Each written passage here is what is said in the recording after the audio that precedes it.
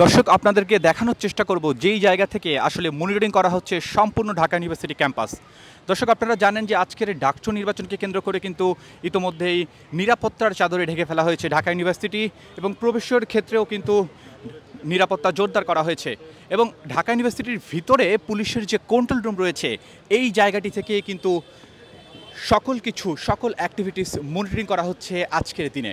এবং আপনাদেরকে যদি একটু দেখানোর চেষ্টা করি যে এইখানে ভিতরে কিন্তু বড় বড় কয়েকটি স্ক্রিন বসানো হয়েছে এবং এখান থেকে নিরাপত্তা বাহিনীর সদস্যরা কিন্তু এখান থেকে মনিটরিং করা হচ্ছে ইউনিভার্সিটির সকল অ্যাক্টিভিটিস, ইউনিভার্সিটিতে কারা প্রবেশ করছেন, কারা বেরিয়ে যাচ্ছেন, সব কিছুই কিন্তু পর্যালোচনার।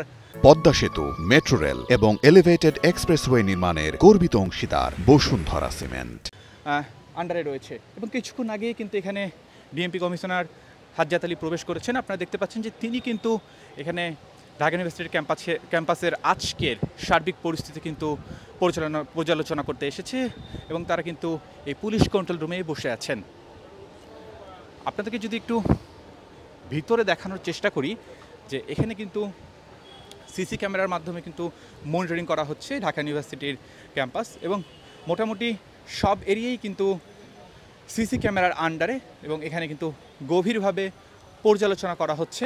আপনারা দেখতে পাচ্ছেন বাইরে যেমন নিরাপত্তা বাহিনীর কঠোর অবস্থানে রয়েছে এবং ভিতর থেকেও কিন্তু পুলিশ কন্ট্রোল রুম থেকে মনিটরিং করা হচ্ছে এবং নিরাপত্তার স্বার্থেই যেন কি সুষ্ঠু নির্বাচন অনুষ্ঠিত হয়, এই নিরাপত্তা যেন বহিরাগত কেউ প্রবেশ করতে না পারেন সেই নিরাপত্তার স্বার্থেই কিন্তু আজকে এই মনিটরিং করা হচ্ছে সব জায়গায়। এবং আপনাদেরকে ডেইলি সানে দেখানোর চেষ্টা করছিলাম পুলিশ কন্ট্রোল রুম থেকে কীভাবে আসলে আজকের সার্বিক পরিস্থিতি কন্ট্রোল করা হচ্ছে।